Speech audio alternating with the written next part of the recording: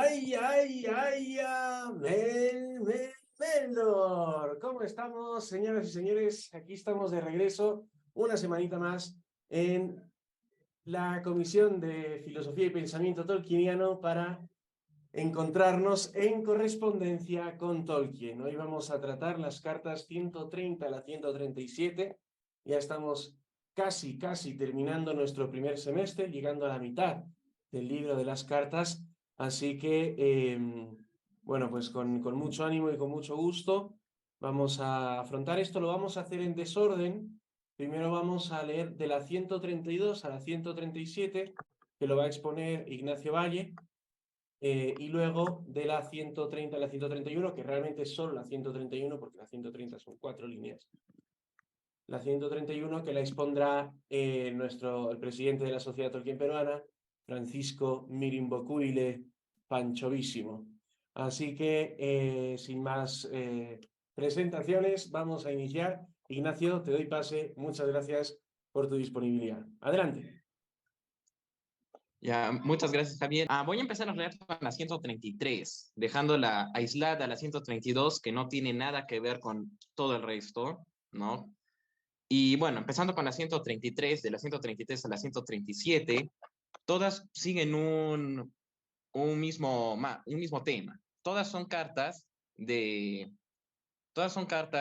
Tolkien a Rainer Unwin, ¿no? Del editorial Unwin, porque estaban, ¿no? Pensando en ese momento en publicar el poema de Tolkien, uno de los poemas de Tolkien, y El Señor de los Anillos, que estaba a punto de publicarse Tolkien ya tiene el libro para este entonces, en 1952, y ya está hablando con Unwin cuándo podemos publicarlo, cómo lo publicamos, cuál será el precio y cosas de ese tipo, bien editoriales, ¿no? No son cartas, la mayor parte no es en realidad, no son cartas filosóficas, por así decirlo, son más bien cartas de editor, el trabajo que hay por detrás de esa obra que vemos, todas esas detalles de editorial que generalmente no vemos, pero me parece bastante interesante, así que bueno, empezamos.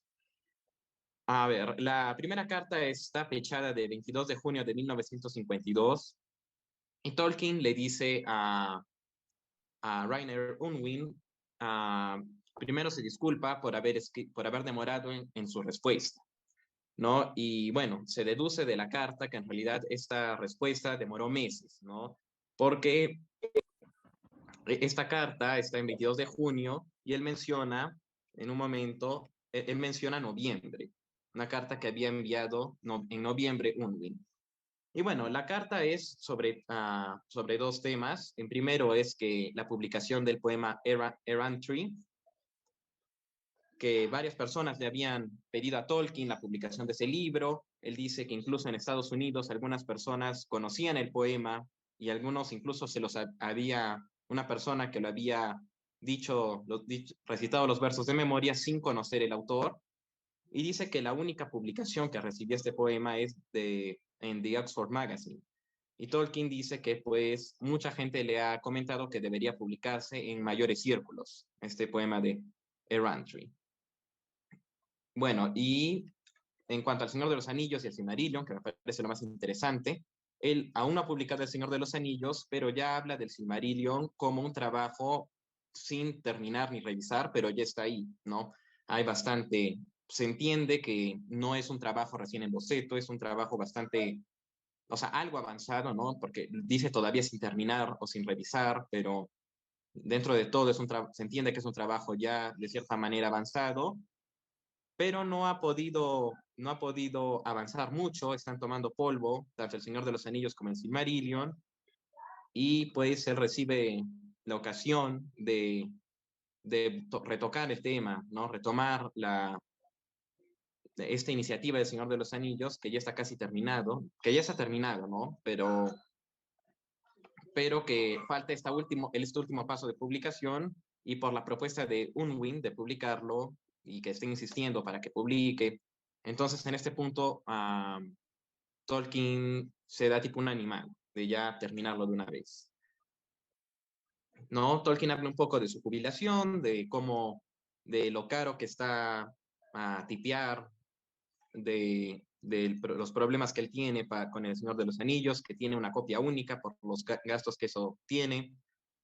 Y bueno, y él menciona también a Unwin, que sé que se había casado, sabía que se había casado, Unwin, Rainer Unwin, y que quería hace mucho tiempo enviarle felicitaciones, pero se le fueron acumulando las cosas y no le pudo escribir. Y esa, bueno, es en realidad carta número 1, que me parece que es interesante porque es lo que va a hacer que se empiecen a mover las cosas, ¿no? Para una publicación, para la publicación del Señor de los Anillos, en esta última fase, ¿no? En la carta 134, ¿no? Él dice que está ansioso por publicar El Señor de los Anillos, pero dice que tiene muchas cosas que hacer y que tiene, entre una de esas cosas es mudarse, ¿no? Él dice que tiene que mudarse y que pues hay un hedor, ¿no? Hay humo, ¿no? Él menciona, ¿no? Que todas las cosas que tiene que hacer, ¿no? Que está muy agobiado. Y pues menciona también que ha hecho, ¿no? Se ha grabado a sí mismo hablando, recitando a Gollum, recitando a Barbol, ¿no? Obviamente esto lo hace, o podemos inferir, ¿no? De que está haciendo esto cambiando voces, ¿no? Haciendo la voz de Gollum como Gollum, haciendo la voz de Barbol como Barbol, leyendo algunos trozos de élfico, y le pregunta de nuevo a Rainer Unwin, todas van a ser a Rainer Unwin, todas estas cartas, le pregunta si la BBC no podría estar interesada en publicar, ¿no? Estas cintas grabadas con Tolkien recitando a Barbo y a Gollum, dice que son especialmente buenas. Bueno, y dice que no tuvo ensayos y que podría mejorarse, ¿no? Él menciona, ¿no? Bueno, sus muchas obligaciones, ¿no? Que nos hace entender por qué no puede publicar El Señor de los Anillos, por qué demora tanto en publicarlo, y él dice: estoy acortado aún el 7º Congreso Internacional de Lingüistas, del cual soy funcionario, tan miserablemente breve es el tiempo y tan fatigado me siento. No solo tengo en mi plato las grandes obras, sino el trabajo profesional atrasado que estaba terminando en Cambridge, la conferencia de W. P. Kerr en Glasgow, Sir Gawain y otras 9 conferencias. Pero tu continuo interés me anima. Recibo una constante correspondencia de fans de todo el mundo que me habla inglesa, que reclama más material, curiosamente con frecuencia acerca del nigromante, lo cual el señor satisface plenamente, ¿no? La gente quiere saber más sobre el nigromante de Dol Guldur y pues recibe mucha exigencia, ¿no? De gente del habla inglesa.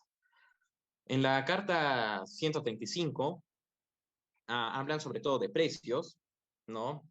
Habla de que costaría a 3.10 libras la obra, ¿no? Que sería todo, El Señor de los Anillos completo, ¿no? Toda la historia, o sea, aún no la habían dividido entre la comunidad, las dos torres y El Retorno del Rey, sino que sería el libro completo y que costaría 3.10, ¿no? 3 libras con 10. Y eso dice que es demasiado, ¿no? Que él no cree que se pueda vender algo así y que igual él piensa que se puede vender un solo libro, que la gente podría preferir comprar un solo libro a 4 volúmenes y pagar 4 veces más, ¿no? Pero él dice que no cree que se pueda vender un libro a 3.10 en las circunstancias en que se encuentra. Es la vida moderna. Mordor está en medio de esas cartas al editor, la que tiene más, esta parte es la que tiene tipo mayor profundidad filosófica, porque él menciona, ¿no? Utilizar el anillo para sus propios fines, por supuesto, excelentes, ¿no? Que recuerda mucho a Boromir, ¿no? Porque Boromir, eso está mucho mejor explicado en el libro que en la película. En la película me parece muy breve de repente la escena, porque Boromir, como ustedes recordarán, él cuenta él hace su narrativa de cómo podrían usar el anillo, ¿no? Él hace cierta explicación de cómo Gondor podría usar el anillo para una causa justa, ¿no? Él dice que, a ver, aquí con el Señor de los Anillos dice, nosotros de Minas Tirith hemos permanecido firmes a través de largos años de pruebas. No deseamos el poder de los señores, de los magos, solo la fuerza para defendernos, una fuerza de una causa justa. Y mira, en nuestra necesidad, el acaso trae a la luz el poder del anillo. Es una dádiva, te digo, una dádiva para los enemigos de Mordor. Es una locura no hacer uso de ella, no usar el poder del enemigo contra él mismo. Los valientes, los destemidos, solo estos conseguirán la victoria. ¿Qué no podría hacer un guerrero en esta hora, un gran líder? ¿Qué Aragorn no podría hacer? O si él rechaza, ¿por qué no Boromir? El anillo podría dar poder de comando, como también podría rechazar los ejércitos de Mordor y todos los hombres seguirían mi bandera. Boromir andaba por encima, para arriba y abajo, hablando cada vez más alto. Parecía casi que había olvidado que Frodo, mientras hablaba, se detenía en murallas y armas, y en la reunión de tropas y hombres. Hacía planos para grandes alianzas y gloriosas victorias futuras, y destruía Mordor y se volvía un rey poderoso, benevolente y sabio. Entonces, me parece que esa descripción no queda tan claro en la película de cómo él pretendía usar el anillo para un fin bueno, ¿no? La película queda insinuado, pero no de esta forma, ¿no? De volverse un rey, de no instaurar un reino oscuro, sino de salvarnos a Minas Tirith. Y bueno, entonces eso es una de las partes más interesantes que me parecen del libro, cómo él usa cómo aplica, ¿no? Esta idea y las molestias que siente en su residencia. Bueno, entonces pasando a la carta 136, ahí pues esta parte me parece que requiere cierta explicación de conocer, ¿no? Cómo es el mundo anglosajón, ¿no? Que es, pues, ellos habían acordado una fecha, ¿no? Rainer Unwin había quedado una fecha con Tolkien, y entonces Tolkien no va a poder cumplir la fecha, ¿no? Y allá, en el mundo británico, nosotros sabemos pues, que ellos son muy cumplidores del tiempo, pero también es cierto, y algo que nosotros generalmente, una noción que generalmente no se tiene, es que ellos se dan mucho tiempo para hacer las cosas. O sea, en realidad no es que, o sea, ellos te dicen, digamos, de aquí a finales de septiembre vamos a hacer esto. Entonces te dan tu tiempo, pero ellos esperan que, como te han dado tu tiempo, el día lo vas a hacer, ¿no? Vas a tener todo listo a finales de septiembre, ¿no? Con fecha exacta. Y Tolkien vuelve a decir que lo agobiado que está por todos los problemas, todas sus responsabilidades como presidente, todo lo que tiene como presidente de la Asociación de Inglés, discúlpeme, se me fue el nombre, pero era, bueno, no importa. Bueno, era presidente de una asociación, tenía muchas responsabilidades, tenía que hacer conferencias, tenía que encargarse de Oxford, dar clases, corregir exámenes. Y bueno, le vuelvo a recordar esto a Unwin y le pide un poco más de tiempo, ¿no? La fecha era el 25 de marzo, le escribe el 24 de marzo, diciendo que se acercaba el día del contrato inexorable, pero que no se veía con múltiples dificultades de firmar, ¿no? Ah, bueno, en ese punto él menciona que la salud de mi esposa, que se ha sumido en diversas aflicciones desde noviembre, ¿no? Y él se ha visto obligado a dedicar la mayor parte del tiempo a, a, a atenderla, ¿no? La mayor parte de su tiempo libre y negociar la adquisición de un terreno elevado, seco y tranquilo. Entonces, bueno, con esto, él dice, temo que debo pedirte indulgencia en relación a la fecha, pero veo alguna esperanza en tu carta, pues parece que los dos primeros libros bastarían para mantener rodando el balón. Prácticamente terminé la revisión detallada de ellos antes de que el desastre me alcanzara y pueda entregártelos a fin de mes, ¿no? Los editores, ¿no? Para ese punto ya le han dado un precio, ¿no? Por el cual podrían venderla El Señor de los Anillos, deciden los editores, ¿no? venderlo en 3 tomos, en 3 volúmenes, en 3 tomos, y 21 chelines cada uno, ¿no? Como ustedes saben, el chelín es mucho menos que una libra, ¿no? Es menos que una libra, entonces 21 chelines es un precio mucho más accesible que el que habían propuesto anteriormente a Tolkien. Bueno, entonces Tolkien les dice que a Owen, ¿no? Los editores también le habían pedido si podía hacer una descripción del libro que no tuviera más de 100 palabras para fines publicitarios, y Tolkien le comenta que lo difícil que es para él hacer eso, ¿no? Lo difícil que es, ¿no? Para cómo hacer con 100 palabras una descripción del libro, ¿no? Y eso también es algo que se practica de cierta forma bastante, podríamos decir, en el mundo anglosajón. Yo conocí a un profesor de universidad que me contó que para una enciclopedia había tenido que usar menos de 100 palabras. Entonces, esta clase de breves introducciones a libros grandes no son del todo incomunes en el mundo anglosajón, pero sí, definitivamente es una dificultad, ¿no? Se impone.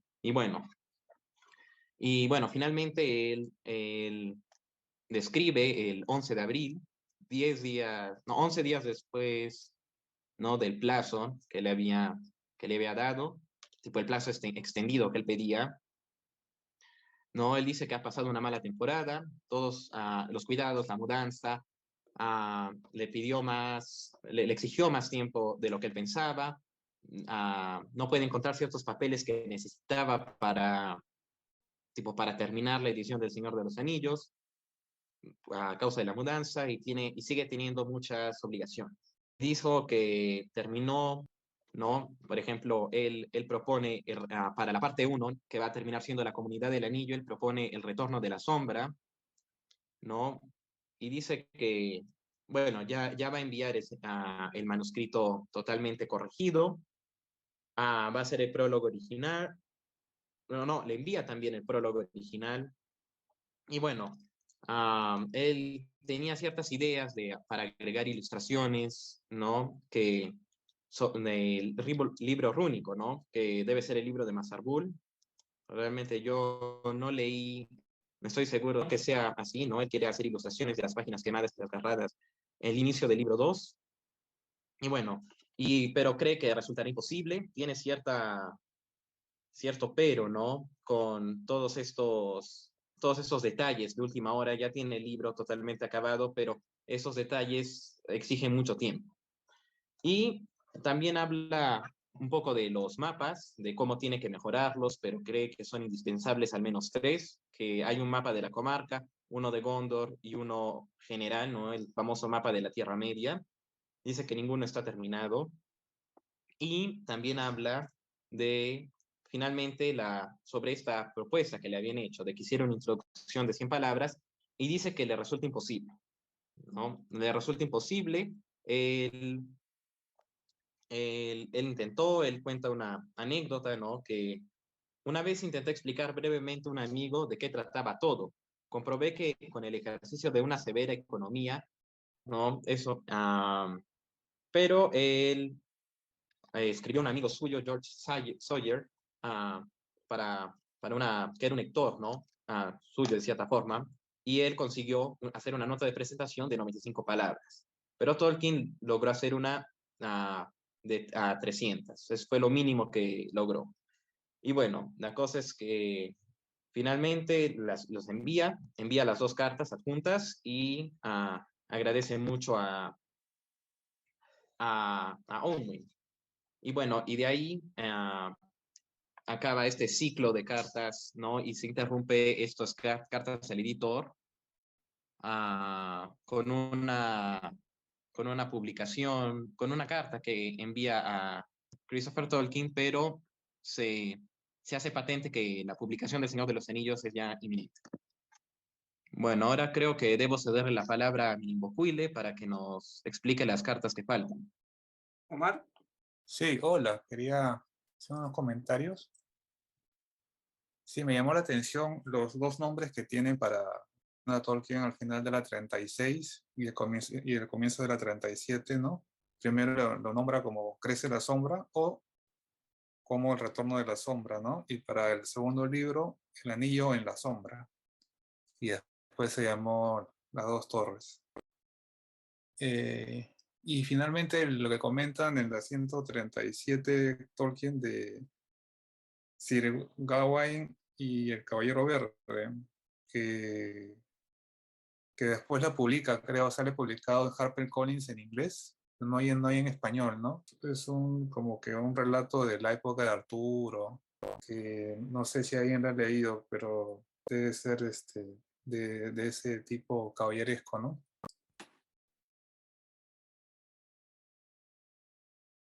Sí, exactamente.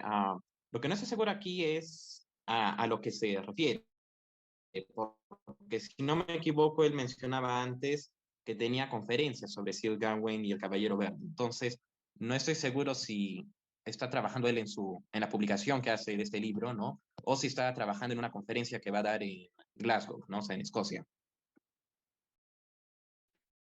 Me parece que es la Y, conferencia. y El año pasado hubo una conferencia recordando los 100 años, si no me equivoco, o los 50 años de la conferencia de Tolkien en Glasgow. Está por ahí, voy a buscarla para poner. Omar está con la mano levantada.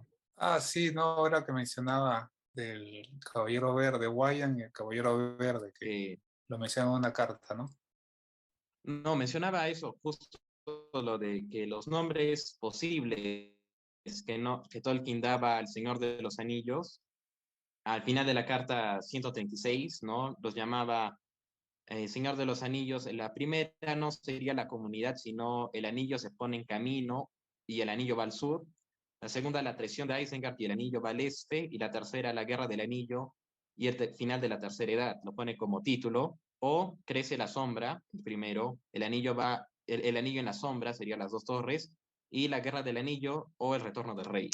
O sea, de las ideas originales de Tolkien, solo se mantuvo el retorno del rey. Bien. Con respecto a la 130 no hay mucho que decir. De hecho, es un corolario de lo que habíamos hablado el lunes pasado. El lunes pasado, hacia el final, habíamos dicho que para la segunda edición del Hobbit, para sorpresa de Tolkien, ¿sí? Eh, se publica digamos, la nueva versión de la historia, que él había puesto solo como una sugerencia de cómo podría haber sido, etcétera, etcétera, pero no esperaba que lo publicaran tal cual. Entonces él ve esto como una grata sorpresa, dice, ahora voy a poder retrabajar El Señor de los Anillos, que ya lo tenía terminado, según adaptado más o menos a la primera edición del Hobbit. Dice, ahora sí voy a poder hacer El Señor de los Anillos como yo quiero, ¿no? Pero tenía la duda todavía de si simplemente desechaba la primera edición y decía, bueno, eso ya no existe, ya no es canon y solamente existe la segunda edición, o hacía de alguna manera que ambas versiones tuvieran una entrada en el canon. Y en esta carta 130 lo que hace es decidirse finalmente y, y dice que va a adoptar ambas versiones. Entonces pone una nota explicativa que está aquí como nota a pie y que voy a leer íntegramente porque no es muy larga. Y es lo que está en la segunda edición del Hobbit, al inicio de la segunda edición del Hobbit. Dice, allí la verdadera historia del fin del juego de acertijos, como Bilbo se la reveló finalmente a Gandalf, bajo presión, pone entre paréntesis, se da ahora de acuerdo con el libro rojo en lugar de la versión que Bilbo dio primero a sus amigos y de hecho asentó en su diario. Esta falta a la verdad de parte del más honesto de los hobbits fue un portento de la más alta significación. No se relaciona, sin embargo, con la presente historia y los que en esta edición se topan por primera vez con el folclore hobbit no necesitan preocuparse por ello. Su explicación radica en la historia del anillo, como se la establece en las crónicas del Libro Rojo de la Frontera del Oeste, y debe esperar su publicación. O sea que cuando salga El Señor de los Anillos, ahí se van a dar cuenta, ¿no? Es un poquito eso. Deja, de hecho, en los anillos hay pinceladas del Silmarillion que no explica, anillos que no termina de explicar, ¿no? es parte de cómo él visualiza su propia obra y que veremos con mayor detalle en la siguiente carta, que es la 131, que es una de las más largas, si no la más larga, de todo el libro. Bien, esta carta inmensa es una carta a Milton Waldman, que ya habíamos mencionado el lunes pasado. Milton Waldman es el hombre fuerte de Collins y Tolkien, con su dilema ético, había estado coqueteando, por un lado, con Allen Unwin, que había sido pues, su editor del Hobbit, y también de Hoja de Nigel y de El Granjero, Egidio el Granjero de Ham. Y por otro lado con Collins, que sí tenía una ventana abierta a publicarle el Silmarillion, que es lo que él quería, ¿no? Él insistía en que el Señor de los Anillos y el Silmarillion eran inseparables e interdependientes. Y Allen Unwin finalmente le dice, ¿sabes qué, Chuchera? No. Entonces, como él todavía tenía ese compromiso ético con Allen Unwin, hasta que Allen Unwin no les dijera no, él no iba a pactar con Collins. Es lo que le escribe a Milton Waldman. Y llegó un momento, ustedes lo vieron el lunes pasado, los que estuvieron, que le escribía a Allen Unwin e inmediatamente, el mismo día, escribía a Collins, les he escrito esto, les he escrito esto, les he escrito esto, y espero que me digan que no, ¿no? Y bueno, finalmente le dijeron que no, y entonces él, emocionadísimo, le escribe a Collins, y Collins, mejor dicho, Milton Waldman, le escribe, esto no sale en el libro de las cartas, sino solamente como una explicación, le escribe diciéndole, ¿sabes qué? Explícanos por qué el Silmarillion y el Señor de los Anillos son tan indivisibles. ¿Por qué es tan necesario publicar el Silmarillion? Porque a lo largo del siguiente año, porque esto era en 50, ¿no? Entre el 50 y el 51, también en Collins se empiezan a preocupar de la extensión del conjunto del Señor de los Anillos y el Silmarillion. Esto es demasiado. Entonces, pero no querían echarse para atrás tan radicalmente como Allen Unwin. Entonces le dice, ¿sabes qué? Convéncenos, escríbenos, persuádenos de que efectivamente hay que publicar el Silmarillion. Y Tolkien les escribe pues la carta 131, que es una carta muy larga, muy compleja y con muchos puntos muy interesantes sobre cómo Tolkien conceptualizaba su propia obra en cuanto a lo que es, digamos, el universo de la Tierra Media. Comienza casi disculpándose por lo que viene, como que prepárense psicológicamente para lo que va a venir, ¿no? Porque no voy a poder decirlo en pocas líneas. Y empieza hablándose las lenguas, ¿no? Establece sus dos objetivos, ¿no? Al escribir. Por un lado, su pasión por los idiomas y por otro lado, su objetivo de crear una mitología para Inglaterra. Que lo dice casi como un absurdo, dice, no se rían, dice todavía en el momento, ¿no? No se rían, por favor, de lo que voy a decir, pero la verdad es que no encuentro una mitología propiamente inglesa y yo quiero hacerla, ¿no? Y dice, quiero hacerla de manera que se puedan tener historias autocontenidas que al mismo tiempo estén ligadas a un ciclo mayor y universal, con espacios muy narrados y espacios muy vacíos, de manera que otras mentes puedan crear allí. De paso, les manda proféticamente su chiquita a todos aquellos que decían, ¿cómo es posible que vayan a hacer los anillos de poder basados en la segunda edad si hay tantas historias ya acabadas que se podrían poner en la pantalla? Y no, el mismo Tolkien deja vacíos a propósito para que otros hagan historias allí en ese lienzo. Entonces, eso es lo que yo mismo decía desde un principio cuando Amazon Prime dijo, vamos a hacer esto en la segunda edad donde hay menos para crear historias nosotros, ¿no? Y hacer más rico el mundo de Tolkien. ¡Ay, qué barbaridad, qué pretenciosos estos señores! No, es lo que mismo Tolkien quería. Ahora, que les haya salido hasta el perno es otra cosa, ¿no? Pero la intención iba junto con, digamos, iba en coherencia con las propias ideas de Tolkien, ¿no? Que están ahí en esta carta 131. Bien, entonces, por un lado, los idiomas. No, de hecho, Gerald, para los que lo ven grabado, leo el chat, dice, esta parte está sponsoreado para Amazon Prime, dice Gerald, pero no, porque bien claro he dicho que le salió hasta el perno, ¿no? No sería ya. Ok.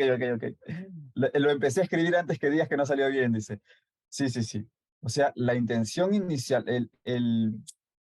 digamos, la idea misma de crear dentro del propio mundo ya creado es una idea del propio Tolkien.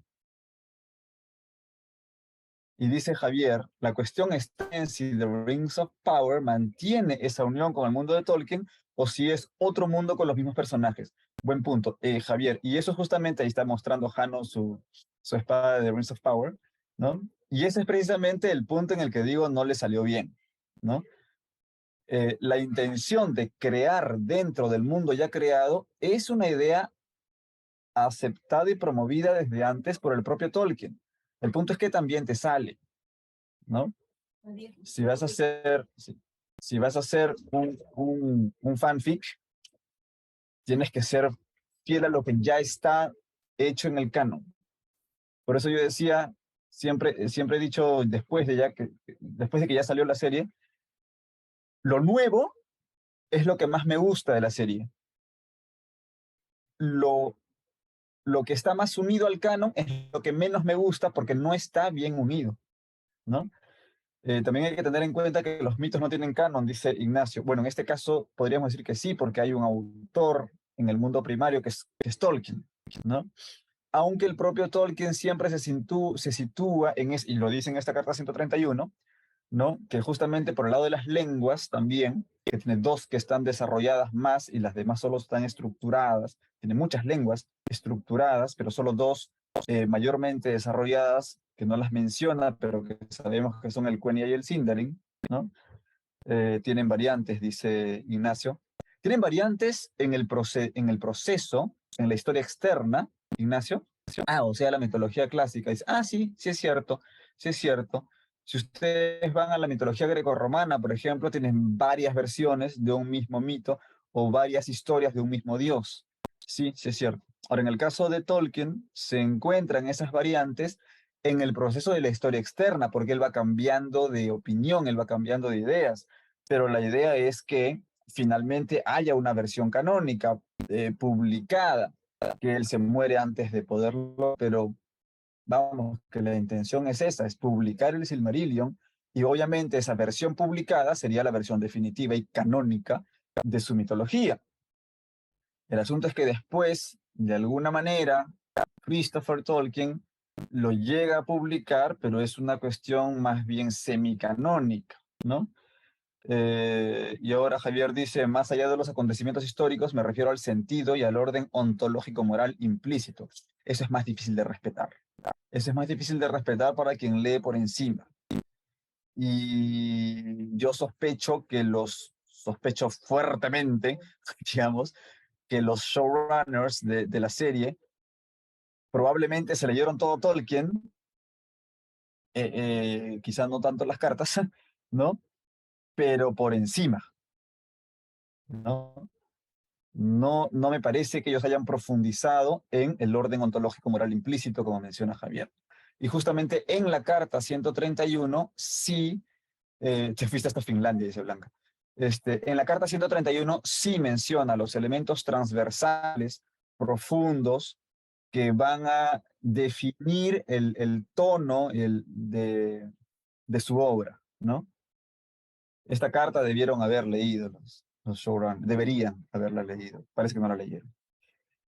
Bien, entonces, después de este asunto de las lenguas y la mitología inglesa, que menciona por ahí a Arturo, dice, bueno, excepto el mundo artúrico, dice, pero, le pone un pero ahí, el problema, dice, con el mundo artúrico es que es explícitamente cristiano. Y yo pienso que una mitología no debe ser explícitamente ligada a una religión del mundo primario.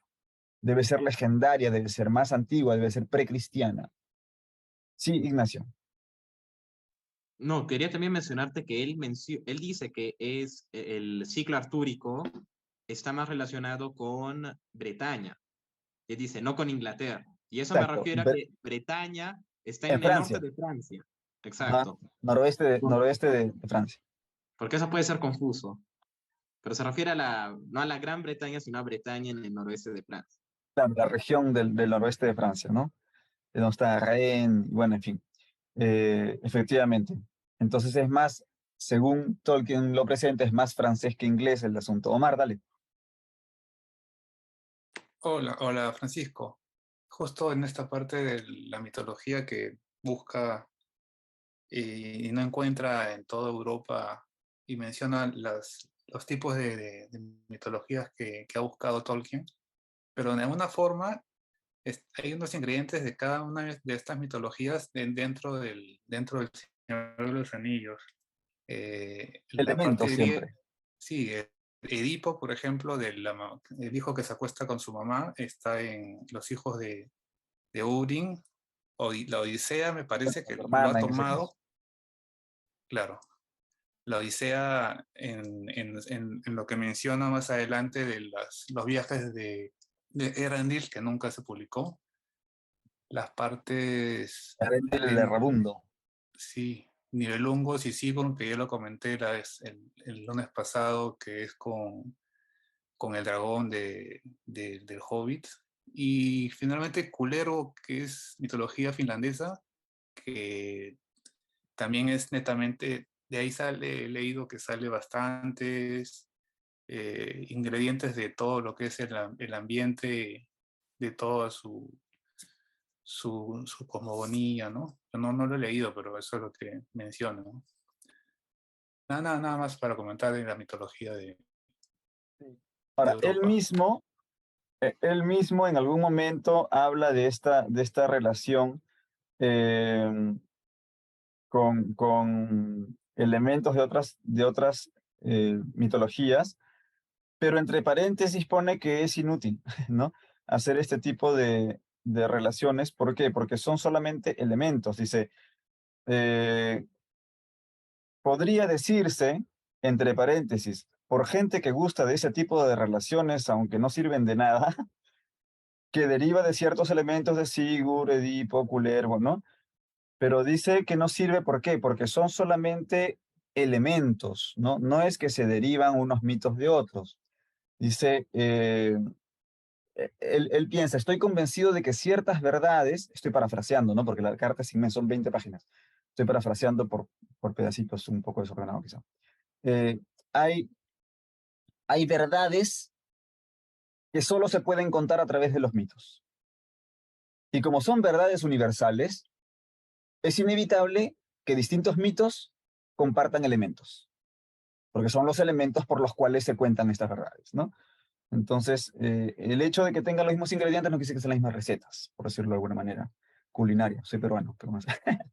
Bueno, volviendo entonces al orden de la carta, después de hablar de los idiomas y la mitología, habla sobre el asunto de la alegoría, que muchas veces se ha mencionado como que a Tolkien le disgustan las alegorías, que él detesta las alegorías, y lo dice aquí también, me disgusta la alegoría, pero luego matiza.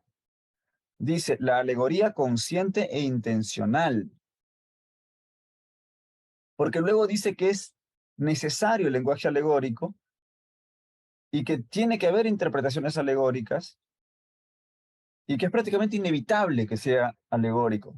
Es más, en el transcurso de la carta, directamente va a decir que el Elendil, por ejemplo, es una figura de Noé. Lo dice el propio Tolkien.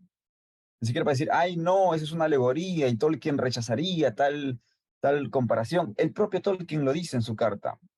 Elendil es una figura de Noé, ¿no? Y por ahí menciona alguna otra figura también, ¿no? Entonces, el propio Tolkien acepta que las alegorías son inevitables. El asunto es cuando la alegoría es consciente e intencional. Voy a hacer una obra en donde Jesucristo sea un león, ¿no? Etcétera, etcétera, ¿no? Cosa que se peleaba con su amigo Luis. Pero bueno, que se entienda este matiz, ¿no? Que en algún momento el propio Javier lo ha mencionado en una... Que Hitler tenga un anillo. Ah, sí, ¿no?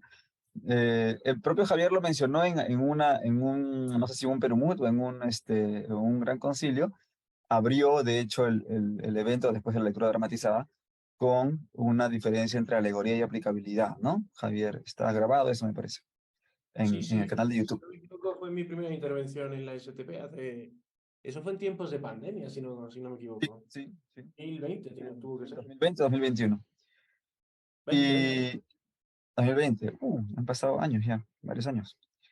Y bueno, darse cuenta de que el propio Tolkien es el que lo matiza en su carta, ¿no? Para no ser más Tolkien que Tolkien, ¿no? Más papistas que el Papa. Y bueno, luego de establecer estas tres ramas, digamos, o tres motivaciones, el hecho de desarrollar sus idiomas, desarrollar una mitología para Inglaterra y evitar la alegoría consciente, pero al mismo tiempo sabiendo que va a ser inevitable que haya un lenguaje alegórico, vienen los temas transversales, que son la caída, la mortalidad y la máquina, ¿no? La caída, la mortalidad y la máquina. La narración de las historias son sucesivas caídas, caídas de los elfos y caídas de los hombres. Pero dice lo que es interesante en mi obra es que esta mitología no es antropocéntrica, es elfocéntrica.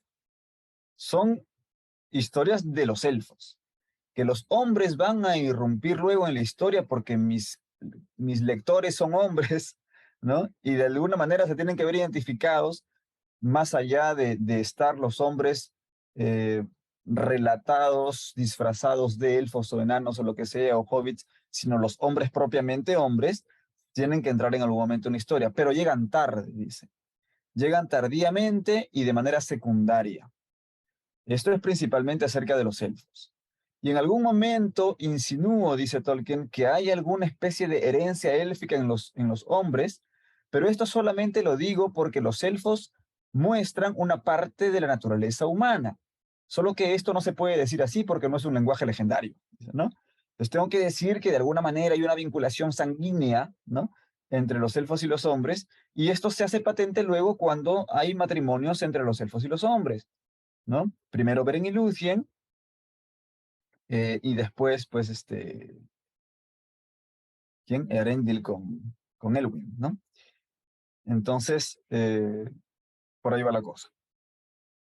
Dice, la caída, entonces, principalmente es primero de los elfos. Y la primera gran caída es la caída de Fëanor y sus hijos, ¿no? Y ahí viene el asunto del Silmarillion. Pero primero está el Ainulindale, ¿no? Está la música de los Ainur. Y ahí habla, bueno, ustedes conocen seguramente la música de los Ainur, digamos, han leído el Silmarillion, me imagino. Y habla de Dios y de los Valar o poderes anglificados, dice. Eh, y bien, lo que pasa es que estos Ainur no saben todo acerca de los hijos de Dios, acerca de los elfos y los hombres. ¿Ok? Y no solo no saben todo a nivel individual, es decir, que un Valar no sabe lo que saben otros Valar, sino que incluso en suma, todos los Valar juntos no saben todo porque Eru les ha negado parte del conocimiento.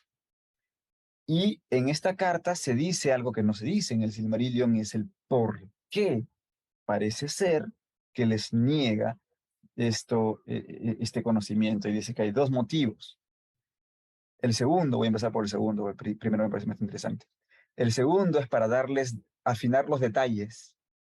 Y el primero, que desde mi punto de vista es el más interesante, es para poder dar una solución al mal. Es decir, si los Valar saben todo, si son omniscientes, Melkor también lo sería, y sería muy peligroso y muy difícil derrotarlo. Pero precisamente la ignorancia de los Valar es lo que va a permitir entrar de forma sorpresiva a la solución, a la derrota del mal, ¿no? Y esto, aunque no lo dice, yo lo veo relacionado con el punto de la eucatástrofe que está en Las el cartas ensayo de los antiguas. cuentos de hadas, ¿no? En las cartas la menciona Francisco antes, mucho antes. ¿Perdón? En las cartas menciona algo catástrofe, pero mucho antes. Y ahora hemos Sí. leído. Sí. Lo menciona, pero no en esta carta, ¿no? Me refiero, en esta explicación abundante que hace eso, no menciona la eucatástrofe literalmente, pero el concepto me parece que está ahí implícito.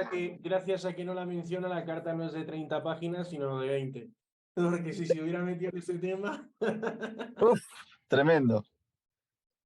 Bueno, luego va a seguir desarrollando el asunto de las caídas a medida que detalla lo que es la primera edad, la segunda edad, la tercera edad, pero lo voy a dejar en pausa porque está los otros dos puntos, la mortalidad y la máquina. Con respecto a la mortalidad, habla también de esta cuestión como un don, ¿ok?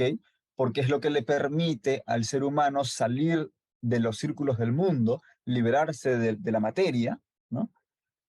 Pero a partir de la caída, la criatura se rebela contra el creador y contra ese don principalmente, que es la mortalidad, ¿no? Y quiere ser inmortal, rebelándose contra su propio don. Y por último está la máquina, y entre paréntesis dice o la magia. Porque para Tolkien, la magia propiamente dicha es, es algo propio del enemigo.